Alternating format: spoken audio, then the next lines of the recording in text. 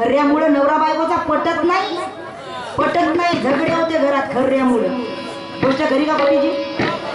हो आणि तुम्ही मोठे बाबा टिल्लू किती संघटना आहे जी तुमची जी।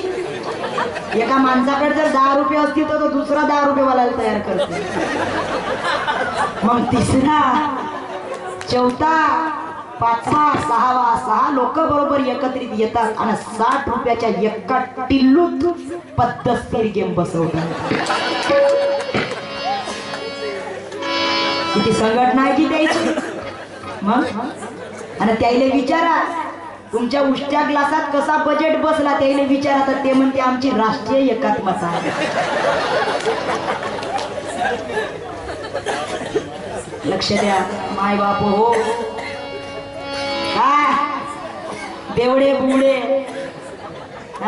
अरे तरुणांनो, तुम्हाला बायका नाही भेटणार आता व्यसन जर केले तर, कारण की 1000 पुरुषामागे 900 स्त्री आहेत। लक्षात ध्यानात ठेवा जयश्रीची गोष्ट, जयश्री ताईची गोष्ट ध्यानात ठेवा। 1000 पुरुषामागे 900 स्त्री आहेत। मग जर का बायका जर भेटल्या नाही तर 100 तरुणांनी का हनुमंताचा जप करतील का जी? श्रीराम जप कराल का? तुम्ही एकच कराल काम, कोणतं? एकच। तुमच्याकडे हँडराईट मोबाईल आहे ना? आहे। त्याच्या आई वडिलाचा फोटो तर नाही, तोच फोटो रात्रभर पाल, बायको भेटली नाही तर तोच फोटो रात्रभर पाल असं, आणि उरावर धराल तिच्याकडे पायच जाल आणि एकच म्हणाल पप्पी दे पप्पी दे पप्पी दे पप्पी दे प्रेम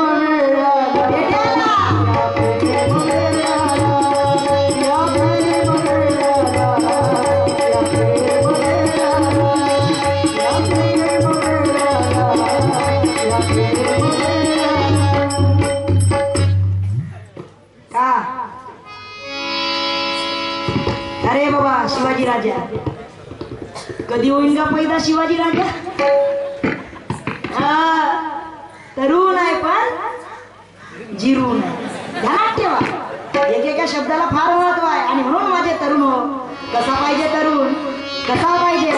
आओ आओ जवान, रखो भारत की शान, तुम्ही सेवा से होना जवान। आओ आओ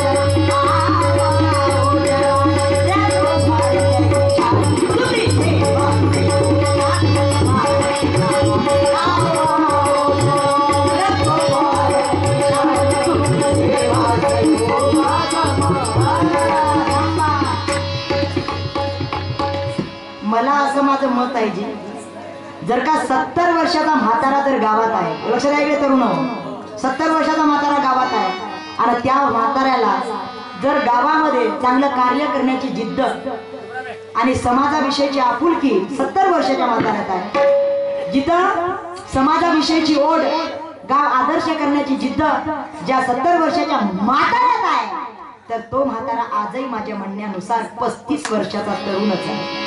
आणि जो तरुण गावात 35 वर्षाचा आहे आणि तो तरुण जर फक्त खर्याच्या पांठेल्यात यू करू खरे घोटत असन आणि जीन्स पॅन्ट लावून कानात वायर टाकून जर झुंबड्याच्या कोंबड्यासारखा जर गावातून जर हिंडत असन तर तो तरुण कोण्या कामाचा जी?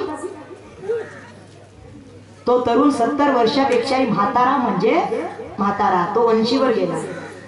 लक्ष द्या इकडे। अरे तैयार हो जाओ, तुकोजी बाबा म्हणतात या तरुणांना काय?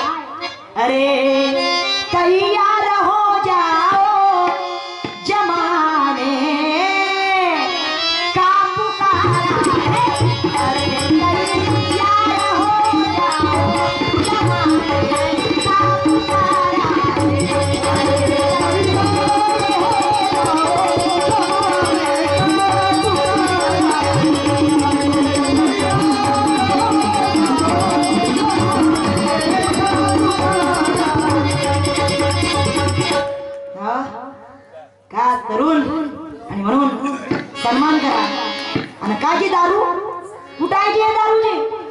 मच्छर तरी चांगला आहे. मच्छराची कंडिशन चांगली आहे. कारण की मच्छर संध्याकाळ झाली तर पडद्यातून म्हणा, खिडकीतून म्हणा, दरवाजाच्या फुटीतून म्हणा बरोबर घरी येते. दिवसभर कुठेही फिरते, संध्याकाळ झाली तर मच्छर घरी येते. आणि माणूस रिकाम चोट दिवसभर घर राहते बेवडा. आणि सायंकाळ झाली हा चालला, सांगा नाही लागत याला. म्हणजे मच्छरापेक्षाही कंडिशन याची बेकार. लक्ष द्या. मच्छर आणि कशी आहे जी दारू, कशी आहे दारू का? छोटी सी नन्ही सी प्यारी सी दारूची सी मोहाची असो नारंगी देसीची, छोटी सी नन्ही सी प्यारी सी दारूची मोहाची असो नारंगी देसीची.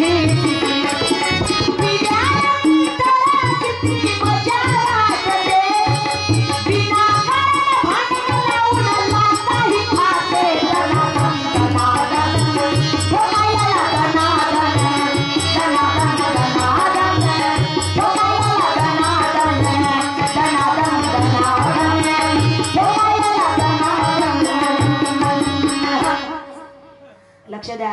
अशी आहे दारू. का दारू का? तुकडोजी महाराजांकडे पहा, लक्ष द्या. जेव्हा भारतात दारू चालू तेव्हा राष्ट्रसंताला विचारण्यात आलं, तुकडोजी बाबाला विचारण्यात आलं, या भारतात दारू चालू झाली म्हणे, या भारतात दारू चालू झाली तर या दारू विषयी तुम्हाला काय बोलावं असं वाटते?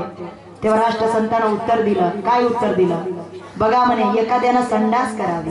राष्ट्रसंतानं म्हटलं एखाद्यानं संडास करावी आणि त्या संडासवर दुसऱ्यानं 100ची नोट ठेवावी आणि ती 100ची नोट उचलून तिसऱ्यानं आपल्या खिशात ठेवावी. असं मला दारू विषयी किळच बोलावं असं वाटतं. राष्ट्रसंतानं म्हटलं लक्षात घ्या माझे मायबापो, दारू पिऊ नका. हो, किती किळच बोललो महाराजांनी. महाराज म्हणतात सोड रे सोड दारूला,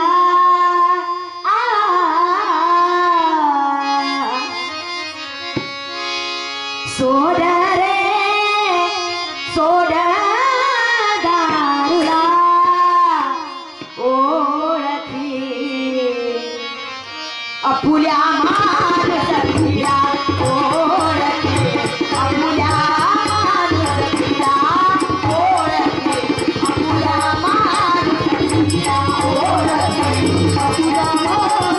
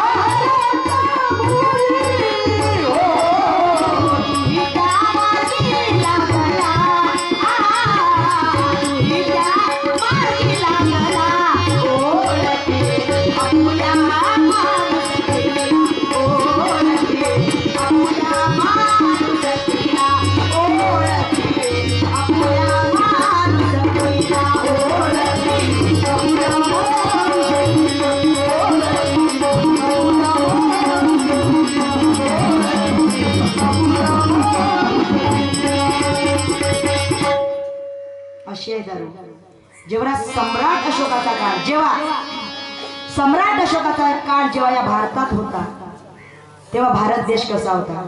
10 मिनिट. कसा होता भारत देश?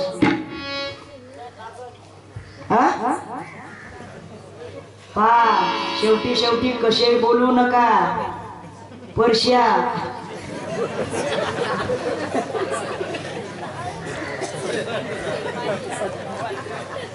नाही तर येड लागेल जाता जाता. मग म्हणशील कसा रे बापा का? कसा होता भारत देश सम्राट अशोकाच्या काळात आपला? काय म्हटलं जात होते भारत देशाला? सोन्याची चिडिया. असा होता भारत देश. सम्राट अशोकाचा काळ जेव्हा या भारतात होता तेव्हा आमच्या भारत देशातून सोन्याचा धूर निघत होता. सोन्याचा.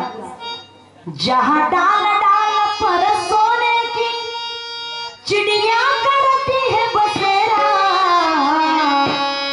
वो भारत देश है मेरा, वो भारत देश है मेरा, भारत देश है मेरा, वो भारत देश है मेरा. यहाँ सच्चाई का और धर्म का पालन का तेरा, वो भारत देश है मेरा, वो भारत देश है मेरा.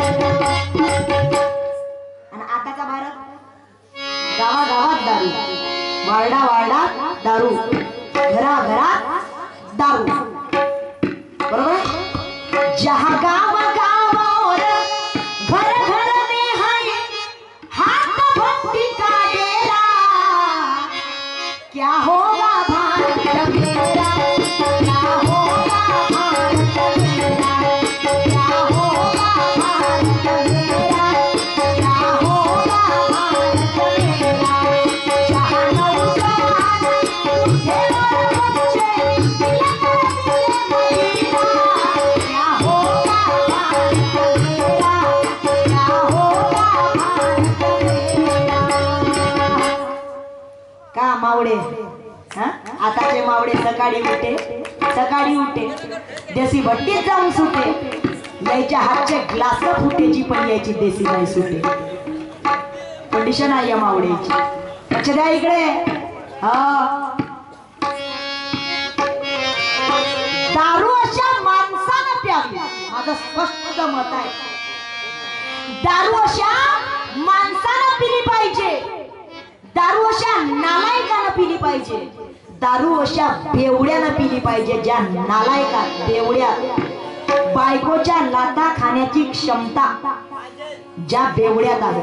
हो ना, बरोबर आहे ना, बरोबर आहे, पाहिजे, बरोबर आहे. मला सांगायची गरज नाही, तुलाच माहित आहे. नाही वा, टाळ्या वाजवून द्या याच्या नावाने. बायकोच्या लाथा खाण्याची क्षमता ज्या नालायक बेवड्यात आहे अशा बेवड्यानं दारू प्यावी, अन्यथा दारू पिऊ नये. शेक लागला शेकून घ्या. इथे बसलेले नाही जी, तुम्ही चांगले आहात, पण जे काही आहे ना बेवडे चेहरे तोडकाले येते काही लोकांचे, इथे बसलेले नाही. सद्गुरुनाथ महाराज की. लक्ष द्या. बरं, दारू झाली आणि खऱ्यात काय जी, कोणता पदार्थ आहे खऱ्यात सांगा पटकन, 5 मिनिट राहिले फक्त. हा, काय?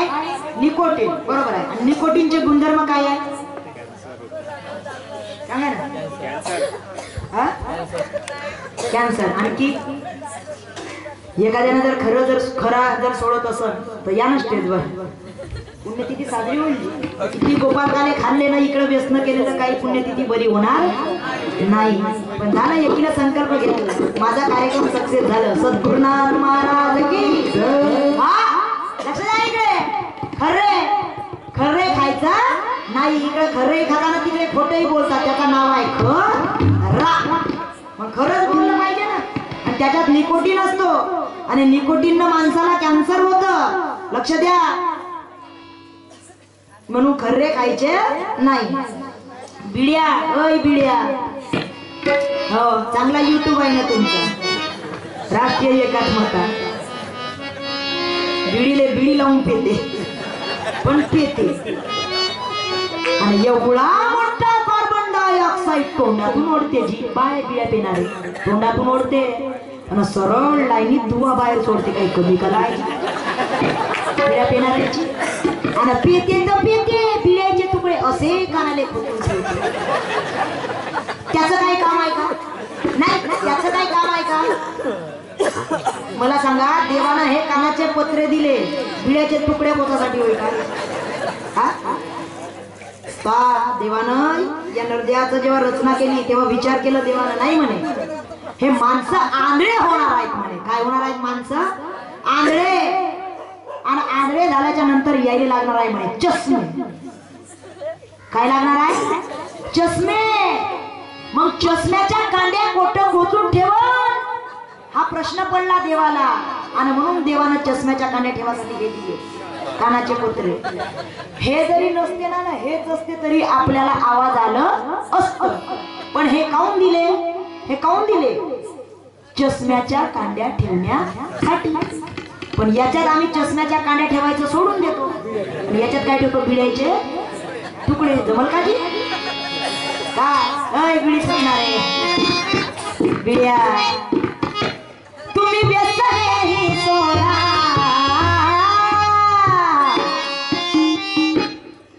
विचार करा थोडा.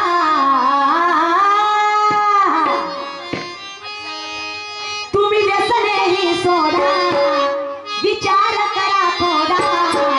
व्यसनामुळे व्यसनामुळे व्यसनामुळे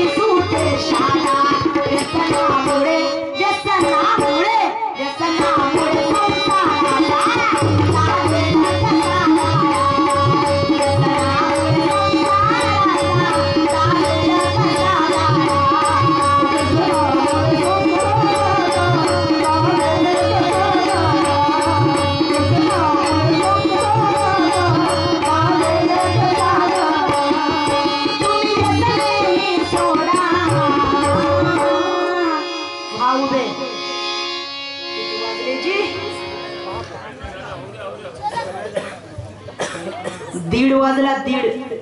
तरी लोक जेवढे आहेत तेवढेच आहेत. चला भाऊ बे, उद्याला माझा पुन्हा कार्यक्रम आहे, लई लांब जायचं आहे. चला. एक महाराज असाच म्हणे, लक्ष द्या काय म्हणत होता माहिती आहे? या गावातले म्हणे पुरे लोक मरणार आहेत म्हणे. या गावातले पुरे लोक मरणार आहेत. लोक मस्त लढे कीर्तनात बापा, प्रश्नच नाही. मस्त लढत होते लोक. पण दोन लोक मस्त कीर्तनात हसे, दोन लोक मस्त हसे. तर तो महाराज म्हणते काय बयबी आहे का? म्हणते काय पागल आहे का? म्हणे सगळे लोक लढत आहे, तुम्ही दोनच लोक हसत का होणार? दोन लोकच हसत का होणार? असं म्हटल्याबरोबर ते महाराजांच्या व्यासपीठाकडे आले. महाराजांना काय म्हणतात? नाही, तुम्ही काय म्हटल्या म्हणे? तुम्ही काय म्हटल्या? या गावातले पुरे लोक मरणार आहेत, पण आम्ही या गावचे होय ना म्हणे, म्हणून तर हसतो म्हणे.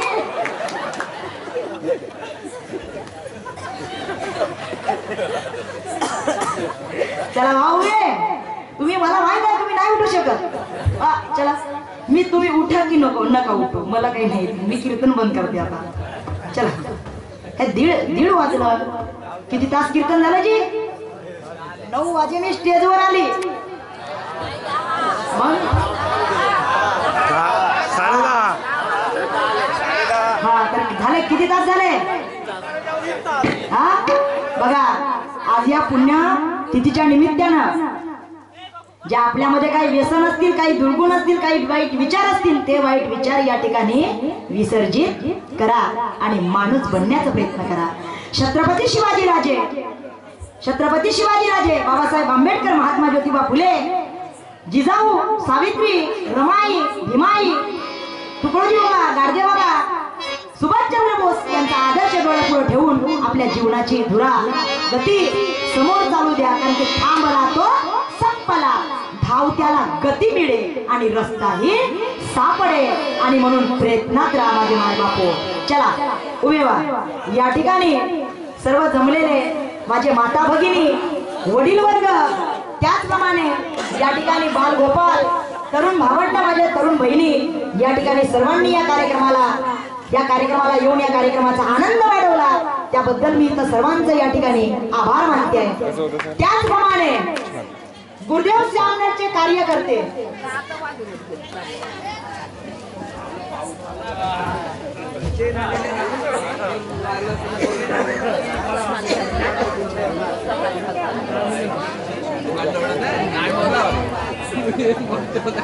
बघा आजचा जो हा कार्यक्रमाची शूटिंग करणारे आमचे शिरीष कुमार पाटीलजी, खरोखरच या ठिकाणी या कार्यक्रमाला तुम्ही वेळ दिला आणि या कार्यक्रम तुम्ही मला वाटते 4 तास 3 दिवसापासून म्हणजे सतत कंटिन्यू यांची सेवा आहे. त्याबद्दल मी मंडळातर्फे तुमचा आभार मानते.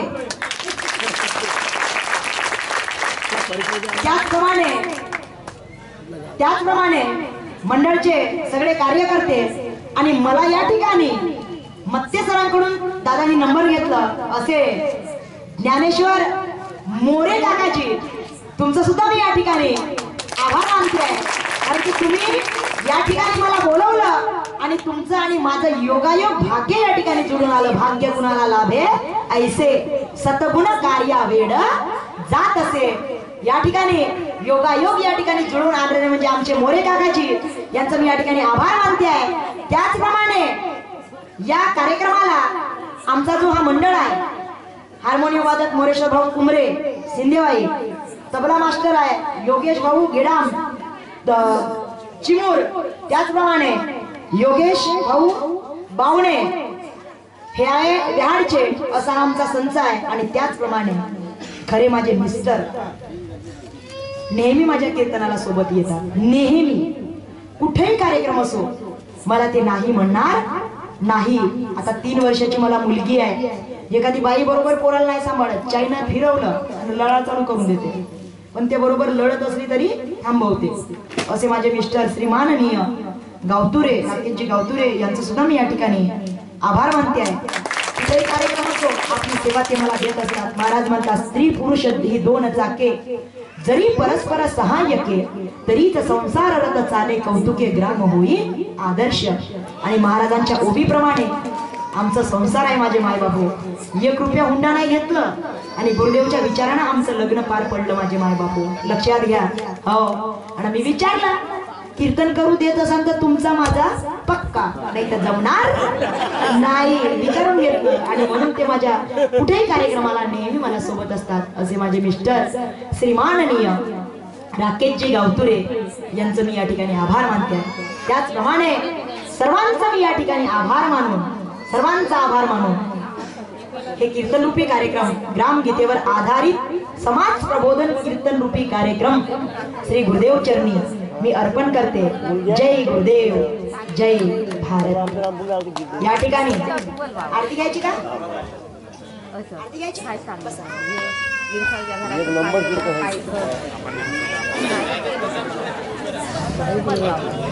नाही मी तुम्हाला नाही बसा म्हटलं, वाजवणार नाही बसा म्हटलं. बघा आमच्याकडून काही चुका झाल्या असतील ना कीर्तनाच्या, काही झोंबलंही असेल, तुमको मिरची लगी तो मैं क्या करू, शेका लागते, शेकल्याशिवाय लोक जागेवर येत नाही. तरी